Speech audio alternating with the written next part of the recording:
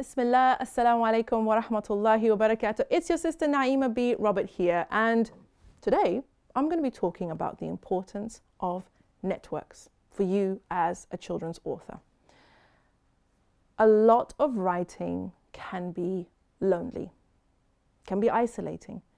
If you're the only one in your family who has a dream of writing a book, if none of your friends have ever written a book or wanted to write a book, if you don't know anyone who's written a book or wants to write a book, it can be pretty lonely. And the worst part about being alone on this journey is the doubts that creep in, the fear that comes up, those times when you feel like giving up, when you feel like, I can never do this. You know, why did I even start in the first place? Who do I think I am? You know, what makes me think that I can do X, Y, or Z? So this video is really a reminder about the importance of companions on the journey. There are so many different ways for you to link with and network with other sisters who have the same dream as you, other women who are doing what you are doing.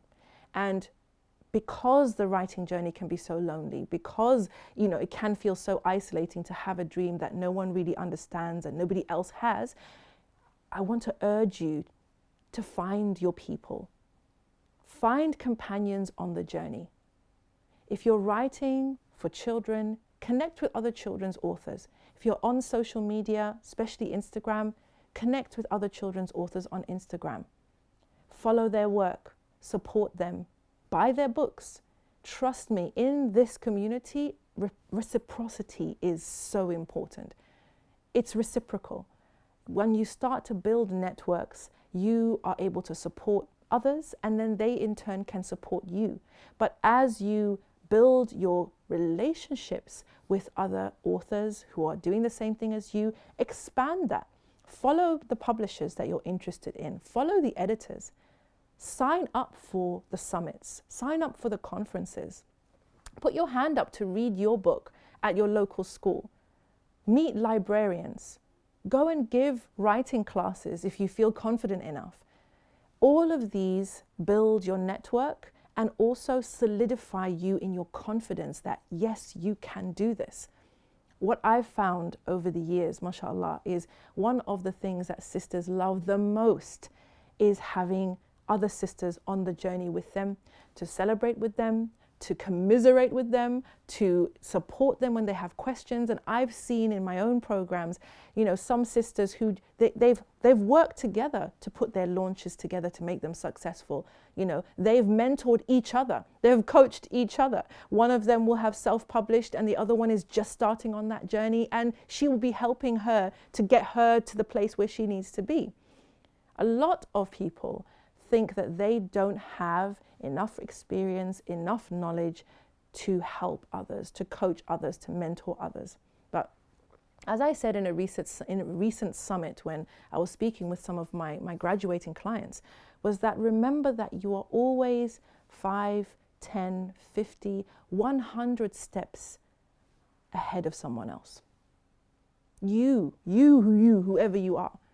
You are definitely going to be 5, 10, 50, 100 steps ahead of someone else.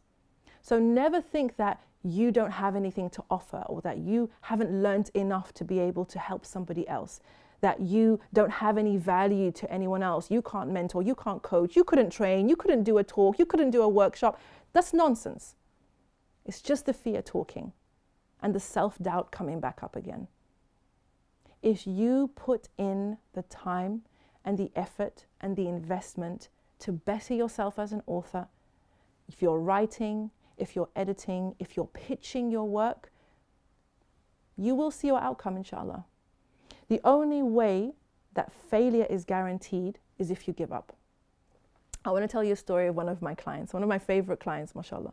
We've been working together for several years, and this sister had a dream of being published by a traditional publisher. and she held on to that dream, and she wouldn't accept anything else. Even though we said to her, you know, there are Muslim publishers, there are Islamic publishers, you know, you could self-publish, this is a really good story.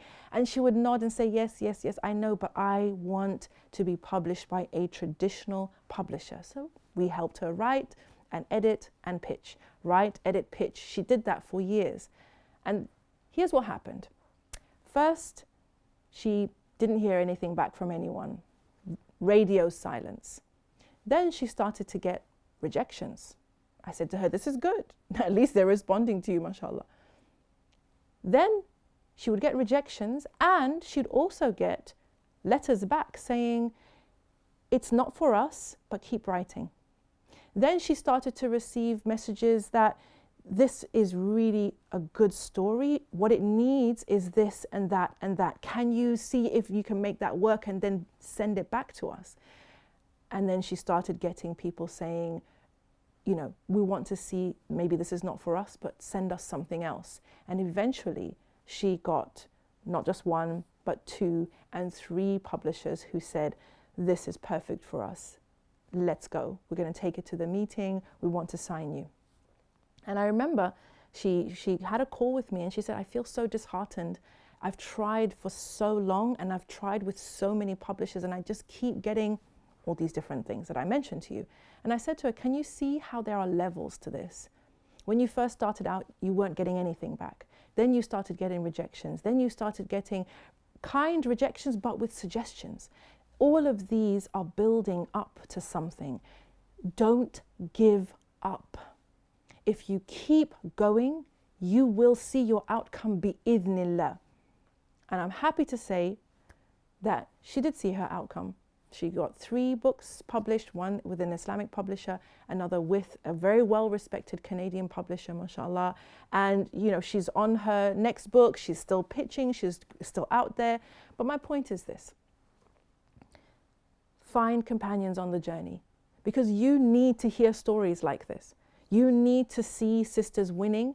You also need to see sisters trying. And when they fail, getting back up again and going for it again, so that you, inshallah, can be heartened and inspired and motivated to keep going too, inshallah. Like I said, we've seen it happen once, twice, 10 times, 20 times more. Those sisters are no different from you. The difference is that they showed up for their dream.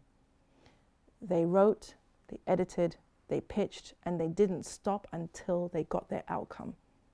So my question to you, what's holding you back? Consider this your public service announcement and your wake-up call from me. I pray that this series has been beneficial for you. I hope that you took action, and I hope that you have something to show for it. And if you'd like more help, if you would like more training, if you feel that you want to understand more about children's books, if you want to work on solid pieces and you dream of getting your book published, I'd love to help you. As I said, we've done it before. We are currently doing it, and inshallah ta'ala, we will continue to do it. And we'd love for you to be one of those sisters that works with us. So simply go to my website, naimarobert.com/services. Before you send in an application, just scroll down the page and look at all the other sisters on there. No different from you, except that they were determined and they invested time, effort and resources, and by Allah's grace, they got their outcome. And inshallah, you will too.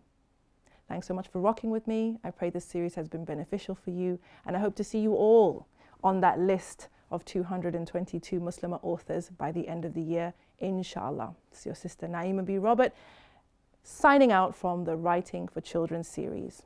Jazakumullahu khairan.